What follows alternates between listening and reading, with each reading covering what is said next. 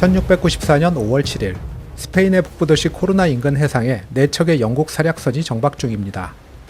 선원들이 저녁 식사를 마치고 휴식에 들어갈 무렵 이 중 한 척인 찰스 2세호에서 선상 반란이 일어납니다. 이번 일을 주도한 것은 1등 항해사인 헨리 에브리와 그를 따르는 25명의 선원들이었습니다. 무능한 깁슨 선장은 술에 취해 자고 있다가 갑자기 들이닥친 에브리 일행에게 체포되었습니다. 반란에 가담하지 않은 다른 선원들은 에브리 일행을 따라 해적이 될지 아니면 자유롭게 떠나갈지 선택이 허용되었습니다. 깁슨 선장에게는 2등 항해사의 자리가 제한되었으나 그는 해적이 되기를 거부한 다른 선원들과 함께 작은 보트를 타고 떠나갑니다. 얼마 후 소식을 들은 다른 사략선인 제임스호에서 포격을 시작했으나 에브리와 그 일행은 바람처럼 배를 몰고 수평선을 향해 달아납니다. 다음날 이들은 배의 이름을 펜시호로 바꾸었고 주동자인 헨리 에브리는 선원들에 의해 선장으로 선출되었습니다. 에브리는 이후 해적왕이란 타이틀이 붙을 만큼 역사상 가장 성공적인 해적이 되며 또한 명성에 걸맞는 미스터리한 결말을 남기게 됩니다. 사략선이란 적성국의 선박을 납포 및 약탈할 수 있도록 정부에서 공식적으로 사략 허가증을 받은 배를 의미합니다. 약탈한 물품에 대해서는 일정한 비율을 국가에 헌납하도록 하였는데 국왕의 입장에서는 해군의 할 일을 대신해주면서 수입도 생기는 일석이조였기 때문에 대항해 시대에 접어든 15세기부터 각국은 경쟁적으로 사략 면허를 남발하게 되었습니다. 당시에는 일반 상선에도 방어를 위해 포를 설치하고 무장을 하는 게 보통이었는데 먼 거리를 원양 항해하며 무역을 하는 것보다 상품을 가득 싣고 지나가는 배를 약탈하는 것이 훨씬 수지맞는 장사였습니다. 그래서 사업가들은 투자를 받아 군함에 필적할 만한 무장을 같은 전투함을 만들어 선장과 선원을 고용해 사략선 사업을 벌이는 경우도 많았습니다. 선장과 선원들 또한 약탈한 물품에 대해 각자 일정한 비율로 분배를 하였는데 운이 좋을 경우 한두 번의 포획만으로도 일반 사람이 평생 동안 벌지도 못할 만큼의 돈을 버는 경우도 종종 있었다고 합니다. 그러나 적성국의 배를 찾지 못하면 깃발을 숨기고 자국의 배를 터는 경우도 종종 있었고 심지어는 여러 개의 깃발을 가지고 다니며 상대에 따라 바꾸기도 하는 등 실질적으로 해적과 다름없는 짓을 일삼았지만 먼 바다에서 벌어지는 일에 국가의 관리나 감독이 이루어질 수도 없었습니다. 에브리가 반란을 일으킨 사략선단은 원래 총 4척으로 구성되어 있었는데 런던의 부유한 상인인 제임스 허블론이 몇몇 사람으로부터 투자를 받아 꾸린 것이었습니다. 그러나 사력 허가증의 발급이 지연되어 배는 스페인 해안에서 6개월이 넘게 머무르고 있었고 선원들의 급여는 9개월 동안 지불되지 않아 불만이 쌓여가고 있던 중이었습니다. 사략선 선원들은 사실상 전투 용병과 다름없었는데 일부 해군 출신을 제외하면 대부분 다른 사략선에서 해적과 다름없는 일을 하던 사람들이었기 때문에 기다림에 지친 이들은 차라리 리더십이 강했던 에브리를 따라 해적이 되기로 한 것이었습니다. 에브리와 반란에 가담한 80여 명의 동료들은 마다가스카르를 목적지로 설정하고 항로를 남쪽으로 잡아 희망봉을 향해 출발합니다. 당시 해적들이 가장 많이 활동하던 장소는 카리브해와 인도양이었습니다. 카리브해는 스페인, 영국, 프랑스, 네덜란드 등의 유럽 강대국들이 식민지를 세워 설탕, 담배, 금, 은 같은 귀중한 자원을 생산하던 중심지였는데 이러한 자원들이 유럽으로 운송되는 배는 해적들에게 이상적인 약탈 대상이었습니다. 그리고 인도양은 아프리카, 아시아를 잇는 주요 교역로였기 때문에 금, 은, 보석, 향신료, 비단 같은 고가의 물품이 오가는 선박들은 해적들에게 매력적인 약탈 대상이었을 뿐 아니라 유럽 각국의 영향력이 이곳까지 미치지도 못했습니다.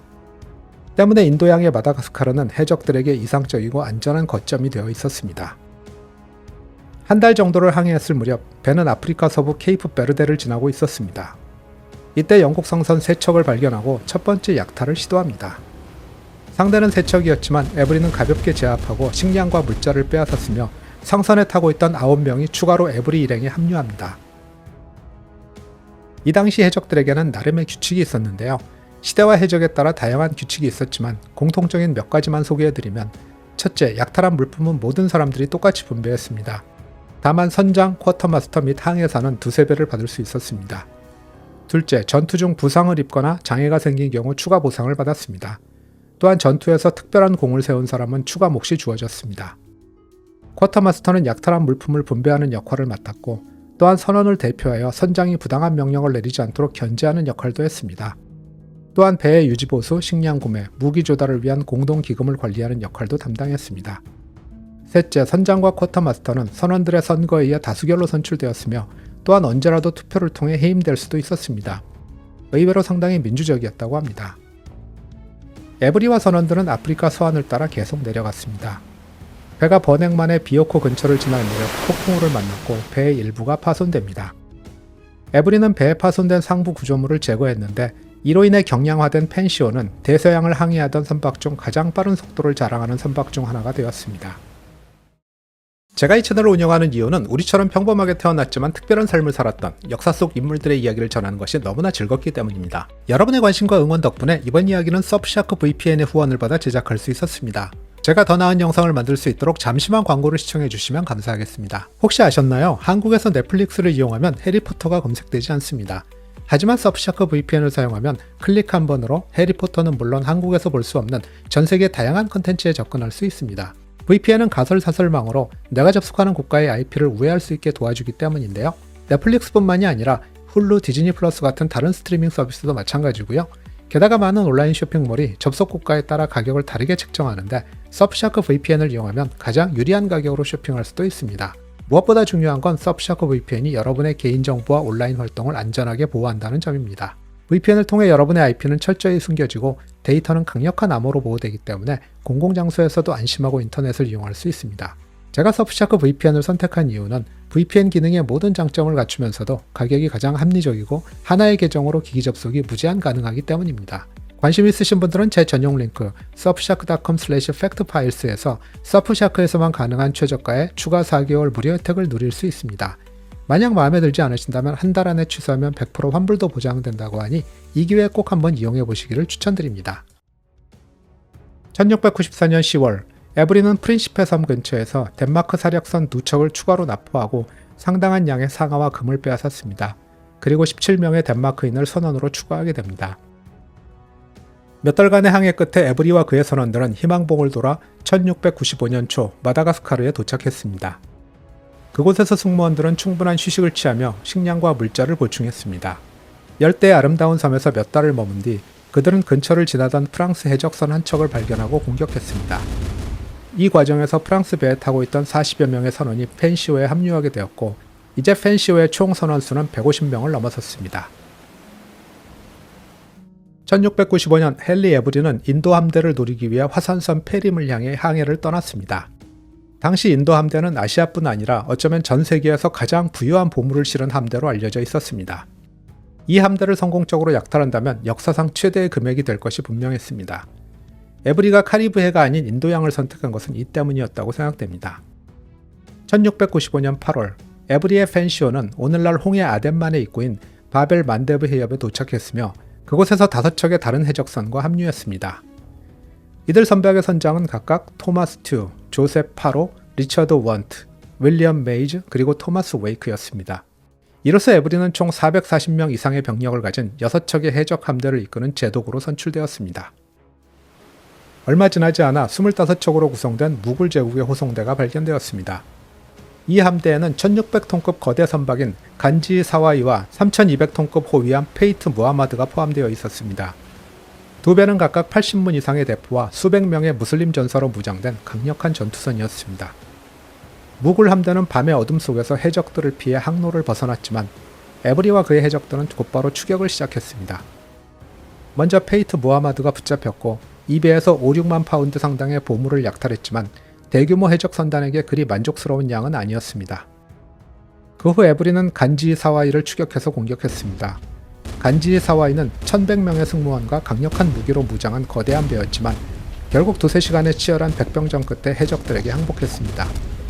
당시 인도의 역사가 카피칸의 기록에 따르면 간지 사와이의 선장은 전투 중 배 아래로 내려가 노예 소녀들에게까지 무기를 들게 했다고 합니다.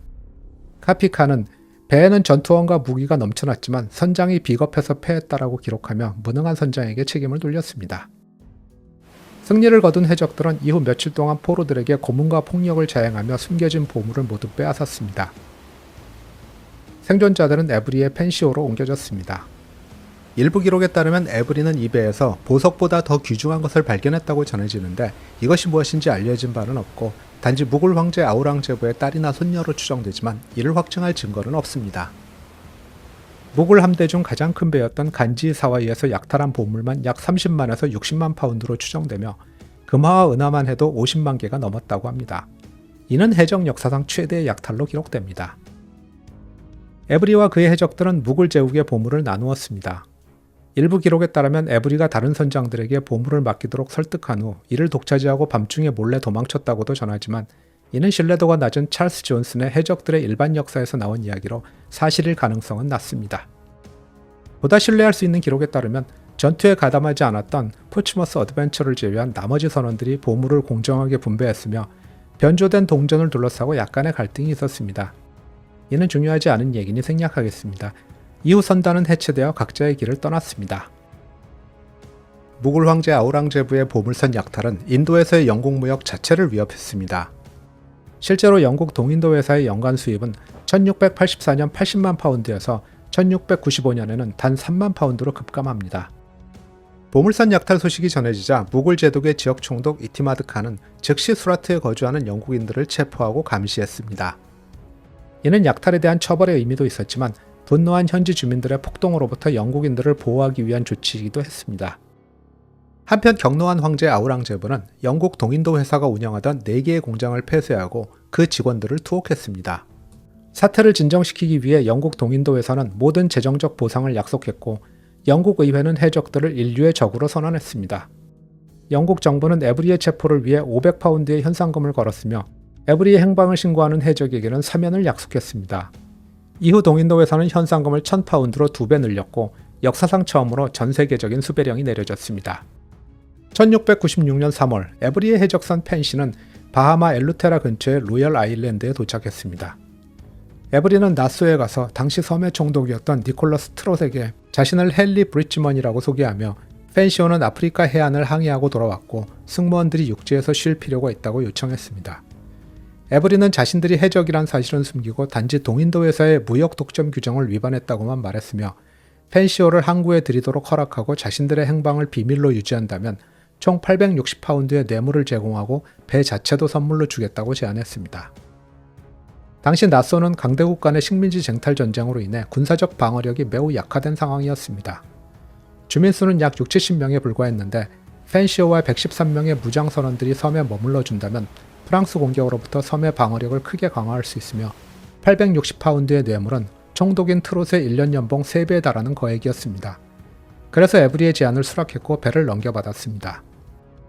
얼마 지나지 않아 영국 왕립 해군과 동인도 회사가 펜시오와 에브리를 추적 중이라는 소식이 전해졌지만 트롯은 해적들의 과거에 대해 알지 못한다고 주장하며 에브리 일행을 감쌌습니다. 몇 달 뒤 트롯은 펜시오를 완전히 해치한 뒤 배가 암초에 부딪혀 파손되도록 방치했는데 이는 증거를 없애기 위한 의도적인 조치였을 가능성이 높습니다. 그러나 헨리 에브리와 그의 선원들을 체포하라는 포고령이 도착하자 트롯은 더 이상 에브리 일당을 보호해 줄 수 없었습니다. 그가 할 수 있었던 것은 체포를 위한 병력이 도착하기 전에 에브리에게 알려주는 것이었는데 에브리와 대부분의 선원들은 급히 섬을 탈출했고 113명의 선원 중 24명은 체포되어 이 중 5명이 처형되었습니다. 이후 에브리가 어디로 갔는지에 대한 기록은 전무하며 무성한 추측만 나왔습니다. 영국 전기작가이자 해적 전기작가인 찰스 존스는 헨리 에브리가 다이아몬드를 판매하려다 사기를 당하고 재산을 모두 잃은 뒤 빈털터리로 사망했다고 주장했습니다. 하지만 존스는 어떠한 근거도 제시하지 않았습니다. 만약 에브리가 빈털터리로 발견되었다면 막대한 현상금이 걸린 그를 누군가 신고하지 않았을까 생각합니다. 다른 주장에 따르면 에브리는 이름을 바꾼 뒤 영국의 대번에 정착해 평화롭게 여생을 보냈으며 1714년 6월 10일에 사망했다고 합니다. 이는 1732년 출판물인 악명 높은 해적들과 그 선원들의 역사와 삶에서 쓰여진 것인데 이 책의 내용은 거의 신뢰를 받지 못하기 때문에 역시 믿을 만한 것은 못 됩니다. 또한 1781년 10월 영국 코널의 세관 관리였던 존 닐은 에브리의 후손이라고 주장하는 사람을 만났다고 주장했습니다. 그는 에브리가 큰 가난과 고통 속에서 방황하다가 사방에 무용고자로 묻혔다고 말했다고 합니다. 에브리의 행방을 추적하는 수색이 그의 실종 후 10년 동안 계속되었지만 목격되었다는 보고는 많았어도 신뢰할 만한 증거는 없었고 마다가스카르에서 해적 왕국을 세웠다느니 영국 왕실을 위해 몰래 일했다느니 하는 근거 없는 소문만 돌았습니다. 헨리 에브리의 이야기는 여전히 미스터리와 전설로 가득합니다.